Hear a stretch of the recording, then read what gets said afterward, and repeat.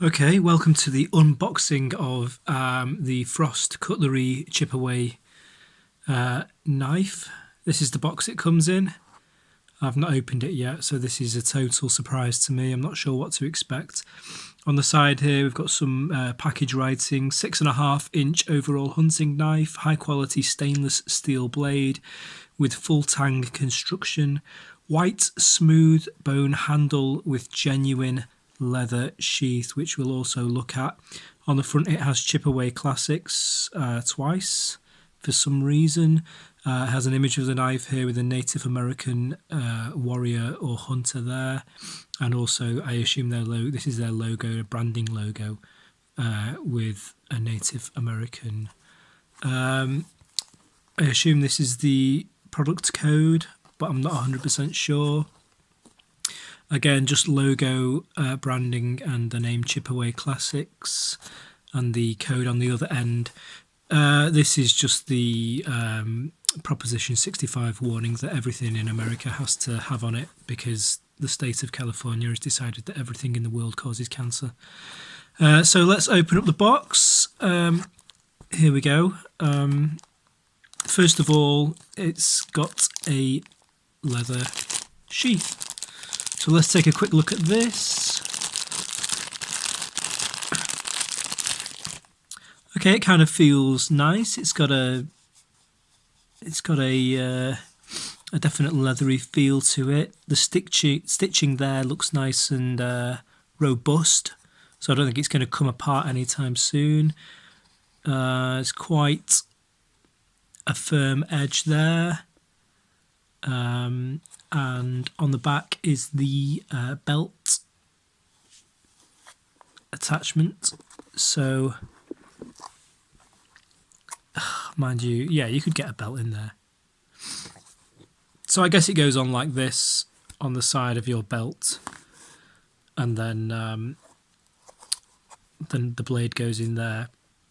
I'm not sure how secure the blade would be in there. I mean, if you were kneeling down doing some work, I guess it could slip out. You just have to be quite careful of that. On the front here, can you see that branding? It has the Native American warrior chap with Chipaway Cutlery written on it. So that's quite nice. I mean, it's only a budget knife, so you're going to get some slight threading like this, but don't think that's a major problem. These fixings feel quite strong. They don't feel like they're going to break out anytime soon, so that's good. Let's have a look at the knife. Comes in this plastic packaging. Handle first. See if I can get it out. Okay, what do I think of this? First impressions, it's a budget knife, but having said that, it looks quite nice. The handle is smooth bone finish. I don't know if it says bone handle or a bone finish handle. I'm not sure if it's genuine bone, but it looks like it could well be. It's got these pins here which hold the two sides in place onto the main body of the steel, which is all one piece. You can see down the spine there.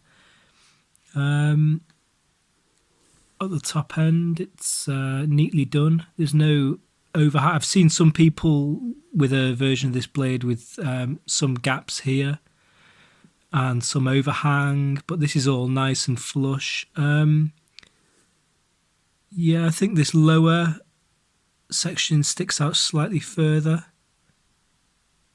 If you can see that, maybe 0.5 millimeter, but it's really not that noticeable. And if anything, I think with the bone handle and the Native American styling, it's supposed to be kind of rustic. It's supposed to be a bit rugged. It's not supposed to have that finery, the refinement of a very kind of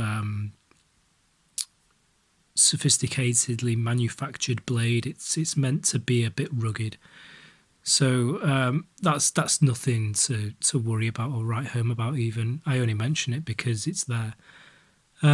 It has a nice weight. It doesn't feel cumbersome or too heavy, but then again, it doesn't feel lightweight or cheap. It just feels like the kind of weight that you would want a blade to have. In the hand, that's quite comfortable. The thumb feels like it's at home there. It doesn't. That's going to be nice for controlling the blade, the pressure. Size-wise, it's about the right size for comfort use with one hand. Although I don't have small hands, but neither do I have huge hands. So maybe men with bigger hands would find it a bit too fiddly. But I shouldn't have thought so. I mean, if the blade is 6.5 inches, you can see that my hand is 3 inches across, so it's a good size. It's comfortable. You can see the branding there. Some people had a blurred branding on their knife, I believe, but this one here, you can see it's quite finely. It's quite sharply defined, so that's nice. The blade itself, how sharp is it? Not very, is the answer. I mean, can you hear this? So you've got that sound where it's definitely resisting the contours of my skin, but it's not sharp enough that it would remove hair. So it's sharp enough to cut string and maybe chip away at some wood, things like that, but it's not going to dice through paper with one swing. If you took a whetstone to it, it might well do.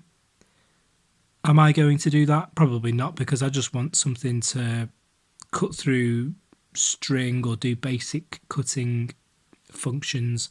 I'm not looking for something that I'll be able to have a shave with.